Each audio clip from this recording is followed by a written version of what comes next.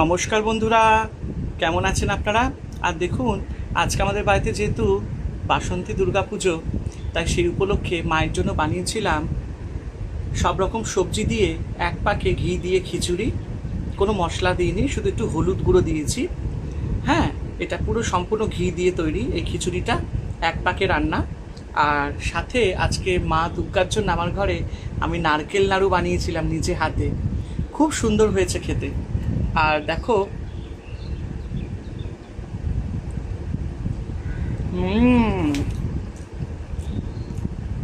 অমৃত। প্রসাদ খেতে কার না ভালো লাগে বলো? আর এই মহাপ্রসাদ খেলে না মন শরীর সব শুদ্ধ হয়ে যায়। অসাধারণ মায়ের ভোগ বলে কথা, এর কোনো তুলনাই হয় না। আমি না মায়ের ভোগ খেতে খুব ভালোবাসি, মহাপ্রসাদ খেতে খুব ভালোবাসি। আমি যেন বেশি করে বানিয়ে রাখি, যাতে রাতটা দুপুরে হয়ে যায়। কি দারুণ হয়েছে!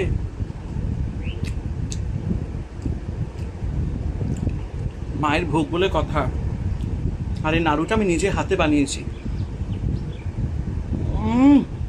অসাধারণ। তোমরা যারা যারা এরকম মায়ের প্রসাদ খেতে ভালোবাসো, কমেন্ট করো।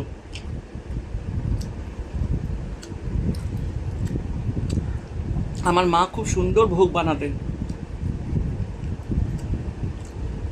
আমি আমার মায়ের থেকে ভোগ বানানো শিখেছি। আমার মা বৈষ্ণব ছিলেন তো।